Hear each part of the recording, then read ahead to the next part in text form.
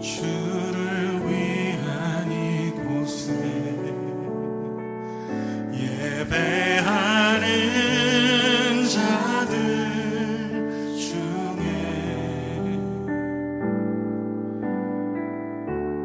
그가 찾는 이 없어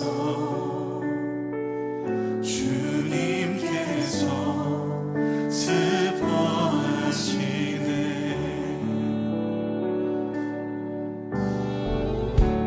주님이 찾으시는 그 한 사람, 그 예배자, 내가 그 사람 되길 간절히 주께 예배하네.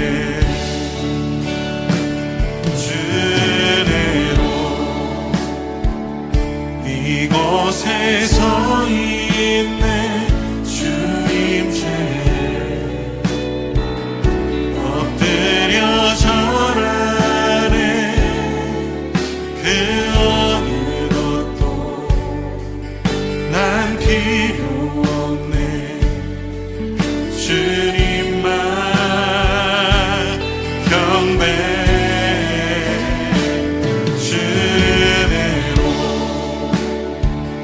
이곳에 서 있네. 주님께 엎드려 절하네. 그 어느 것도 난 필요 없네. 주님만 경배.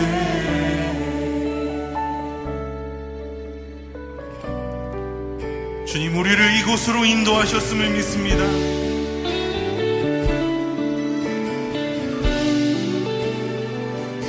주를 위한 이곳에, 주를 위한 이곳에 예배하는 자들 중에 그가 찾는 주님께서 슬퍼하시네. 주님이 찾으시네. 주님이 찾으시는 그 한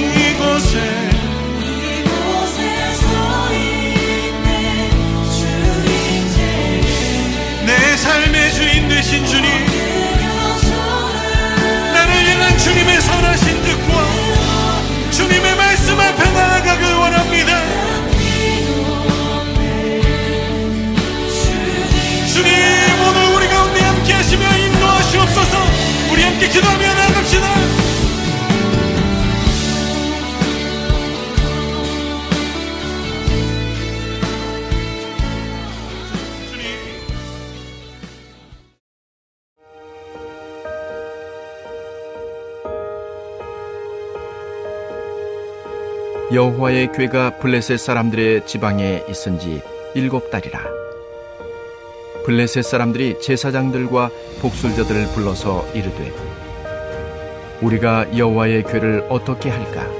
그것을 어떻게 그 있던 곳으로 보낼 것인지 우리에게 가르치라. 그들이 이르되, 이스라엘 신의 궤를 보내려거든 거저 보내지 말고 그에게 속건제를 드려야 할지니라. 그리하면 병도 낫고 그의 손을 너희에게서 옮기지 아니하는 이유도 알리라 하니, 그들이 이르되, 무엇으로 그에게 드릴 속건제를 삼을까 하니 이르되, 블레셋 사람의 방백의 수요대로 금 독종 5과 금지 5마리라야 하리니 너희와 너희 통치자에게 내린 재앙이 같음이니라. 그러므로 너희는 너희의 독한 종기의 형상과 땅을 해롭게 하는 쥐의 형상을 만들어 이스라엘 신께 영광을 돌리라. 그가 혹 그의 손을 너희와 너희의 신들과 너희 땅에서 가볍게 하실까 하노라. 애굽인과 바로가 그들의 마음을 완악하게 한 것 같이 어찌하여 너희가 너희의 마음을 완악하게 하겠느냐? 그가 그들 중에서 재앙을 내린 후에 그들이 백성을 가게 하므로 백성이 떠나지 아니하였느냐?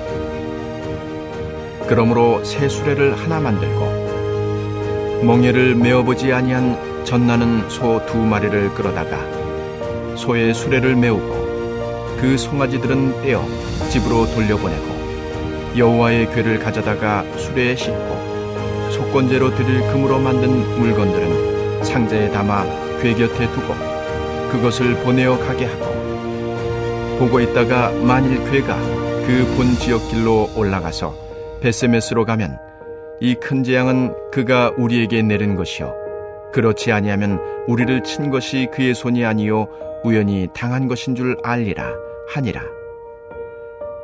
그 사람들이 그같이 하여 젖나는 소 2를 끌어다가 수레를 메우고 송아지들은 집에 가두고 여호와의 궤와 및 금지와 그들의 독종의 형상을 담은 상자를 수레 위에 실으니 암소가 베세메스 길로 바로 행하여 대로로 가며 갈 때에 울고 좌우로 치우치지 아니하였고 블레셋 방백들은 베세메스 경계선까지 따라가니라.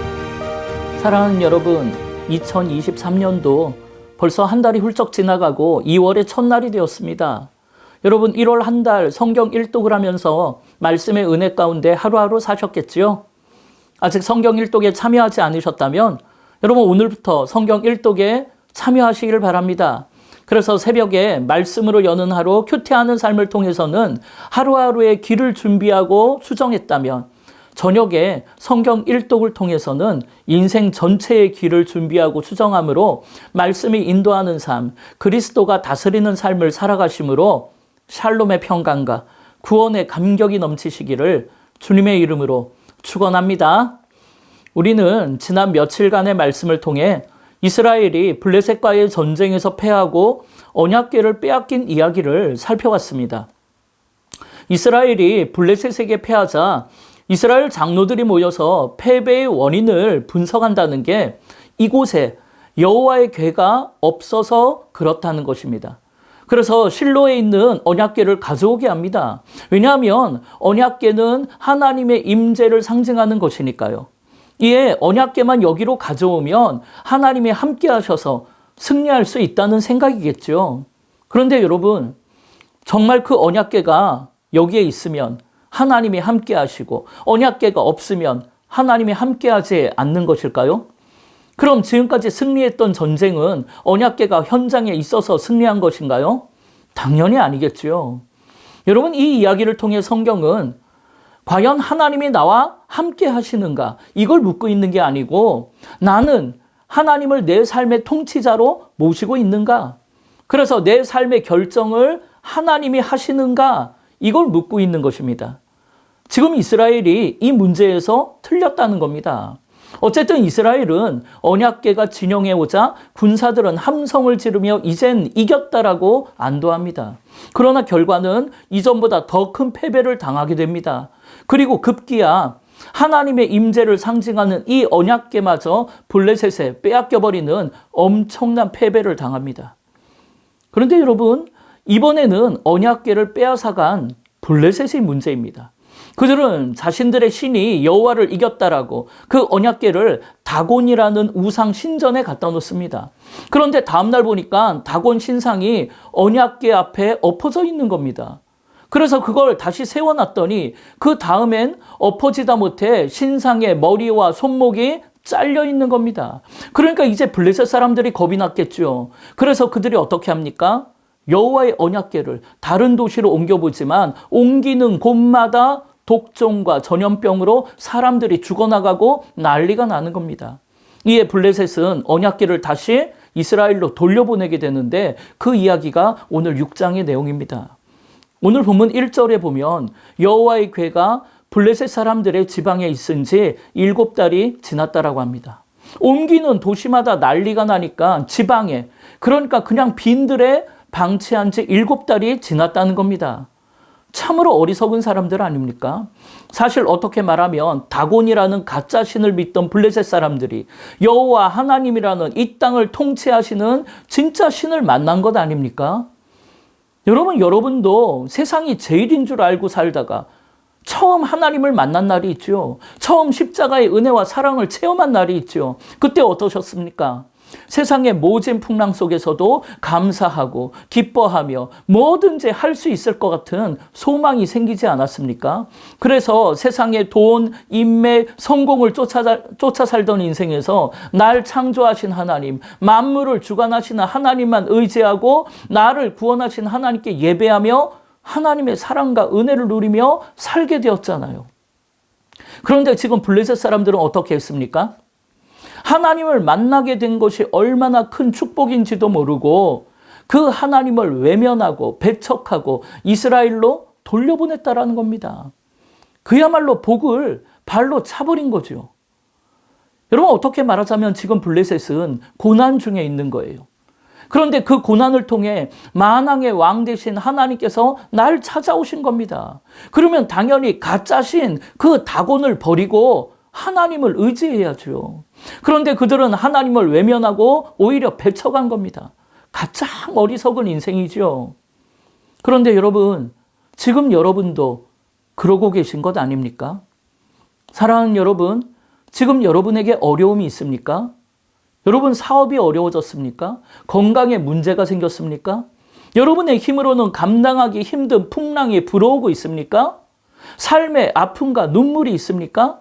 그러면 여러분 어떻게 해야 합니까? 그 풍랑을 통해 나를 찾아오시는 하나님을 바라보고 그 하나님을 만나야죠.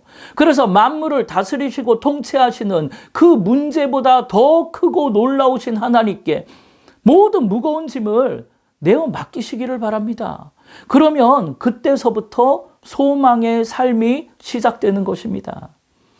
그래서 여러분, 고난이 축복이라고 하는 건 아닙니까? 어쨌든 블레셋 사람들은 이제 이 언약궤를 어떤 방법으로 돌려보내야 하는지를 의논하는데, 우리로 말하자면 무당들을 불러 물어본 거예요. 예, 오늘 본문 3절에 보면 그들이 이르되 이스라엘 신의 궤를 보내려거든 거저 보내지 말고 그에게 속건제를 드려야 할지니라. 그리하면 병도 낫고 그의 손을 너희에게서 옮기지 아니하는 이유도 알리라 하니. 여러분, 무당들이 말하기를 언약궤를 돌려보내려거든 그냥 보내면 안 된다는 겁니다. 속건제를 드려야 한다는 겁니다.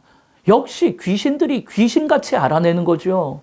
그래서 금 독종 모양 5개하고 금쥐 모양 5개를 거기에 넣어서 돌려보내라고 합니다. 아마 그들에게 닥친 질병이 쥐가 퍼뜨리는 전염병이었던 패스트였던 모양입니다.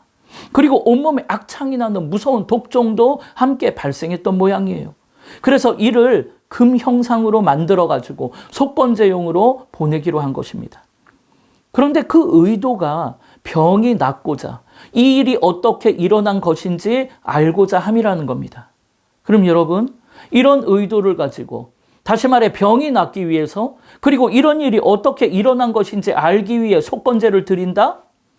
여러분, 이런 제사, 이런 예배를 우리 하나님이 받으시겠습니까? 그런데 블레셋 사람들은 여기에 한술 더 떠서 언약궤를 돌려보내는 방법에서도 이게 진짜 하나님이 역사하셔서 다곤 신상이 쓰러졌고 하나님이 역사하셔서 사람들이 죽었는지 시험해보자는 것입니다. 참 한심하고 어리석은 인생이죠. 이에 그들은 수레에 언약궤를 실어 보내면서 소가 수레를 끌고 이스라엘 벳세메스로 곧장 가면 이 모든 일이 여호와가 하신 일이고, 벳세메스로 곧장 가지 않고 그 소가 다른 곳으로 가게 되면 이건 우연히 일어난 일이니까 겁먹지 말자고 했던 겁니다. 그러면서 그들은 이 과정에서도 인간적인 수작을 부려요. 그래서 소를 준비할 때 한 번도 멍에를 메어보지 아니한 소를 준비합니다. 왜냐하면 멍에를 메어보지 않은 소가 멍에를 메게 되면 아파서 난리를 치기 때문에 똑바로 길로 가지 못하기 때문입니다.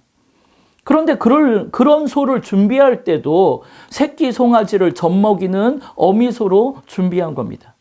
왜냐하면 어미소에게서 송아지를 떼어놓으면 그 또한 제대로 곧바로 길을 가지 못하고 새끼를 찾아갈 테니까요. 그런데 이런 만반의 준비를 하고 언약궤를 실은 수레를 출발시켰는데 여러분, 그 어미소가 울면서 벳세메스로 곧장 가더라는 겁니다. 왜 그렇습니까? 여러분, 이 길은 하나님이 주관하시고 통치하시는 길이기 때문입니다. 이에 어미소는 하나님의 통치 아래 붙들려서 집에 갇혀있을 그 송아지 생각에 울면서 하나님이 가라고 하는 벳세메스를 향해 걸어간 겁니다. 이에 하나님께서는 이런 모습을 통해 하나님을 그저 세상의 승리, 세상의 이익이나 주시는 도깨비 방망이로 생각하는 이스라엘과 블레셋을 향해 말 못하는 짐승도 천륜을 넘어 하나님의 통치 아래 울면서 그 길을 가는데 너희는 그 소만도 못한 인생이 어리석은 인생이라고 말씀하시는 겁니다. 여러분, 이는 오늘 우리도 마찬가지예요. 여러분은 하나님을 시험하는 경우가 없으십니까? 이걸 들어주시면 하나님이 계신 걸 믿고 이걸 안 들어주시면 하나님 안 계신다고 원망하고, 그래서 하나님을 내 문제를 해결해 주시는 도깨비 방망이쯤으로 생각하는 경우가 없으십니까? 그래서 나에게 닥친 풍랑을 해결하기 위해 세상에서 그저 돈 많이 벌고 복 받기 위해 신앙생활 하시는 것은 아닙니까? 이를 위해 금식하고 1000번제를 드린다고 과연 우리 하나님이 그 제사를, 그 예배를 기뻐 받으실까요? 여러분, 하나님이 왜 아벨의 제사는 받으시고 가인의 제사는 받지 않으셨습니까? 그거는 가인이 복을 받기 위해 형식적인 예배를 드렸기 때문입니다. 다시 말해 우리의 삶 자체가 거룩한 제물이요 예배가 되어야 한다는 것이죠. 창세기 4장 4절을 보면 아벨이 양의 첫 새끼와 기름으로 제사를 드렸더니 여호와께서 아벨과 그 제물을 함께 연락하셨다라고 되어 있습니다. 이렇게 아벨은 양의 새끼뿐만 아니라 그의 삶을 하나님께 드린 겁니다.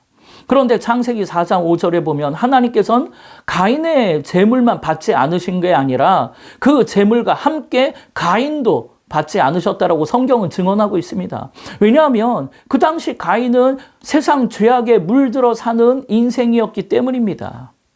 이렇게 바치는 제물이 곡식이냐 양이냐가 중요한 것이 아니라 그 제사를 드리는 사람의 삶이 중요하다는 것입니다. 아벨은 그의 삶 전체가 하나님 앞에서 온전했기 때문에 그의 제사를 받으시고 축복해 주시는 거예요.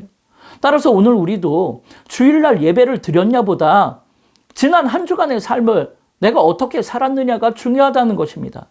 따라서 하나님이 기뻐 받으시는 진짜 예배는 모든 예배가 끝나고 나서 일상으로 돌아가 내 가족들 앞에 섰을 때, 또 내 이웃과 일터 앞에 섰을 때, 그때 거기서 자기를 부인하고 자기 십자가를 지고 이해하고 용서하고 손해보고 섬기고 사랑하는 삶을 살아야 하나님이 기뻐 받으시는 진짜 예배가 되는 것입니다. 그런 의미에서 저도 그렇고 여러분도 그렇고 우리는 다른 사람들보다 꽤 열심히 신앙생활하고 있고 오늘도 이렇게 예배하고 있지만 실상 우리의 삶은 하나님의 언약궤를 빼앗긴 인생이요? 아니면 세상의 것을 얻으려고 하나님을 시험하는 인생이라면 그런 우리의 인생을 통해서는 아무런 일도 일어나지 않을 것입니다. 이에 겉으로는 호산나를 외치면서 속으로는 하나님을 도깨비 방망이로 생각하고 계시다면 여러분, 그런 어리석은 인생에서 당장 돌이키고 나를 지으시고 만물을 통치하시는 하나님께 내 삶의 주권을 내어드림으로 하나님과 함께 세상을 통치하는 왕 같은 제사장으로 살아가는 한 달 되시기를 주님의 이름으로 축원합니다. 이 시간 먼저 중보하며 기도하기를 원합니다. 첫째로는 하나님을 시험하는 인생에서 돌이켜 하나님이 기뻐하시는 참된 예배자가 되게 해달라고. 둘째로는 교육부, 성경학교 수련회, 특히 비전 트립을 통해 주님을 인격적으로 만나게 해달라고. 마지막 세 번째로 전주시로부터 개발행위 허가 및 본 설계가 아무 어려움 없이 순적히 이루어지게 해달라고. 우리 주의 이름을 한번 부르며 합심으로 기도하겠습니다.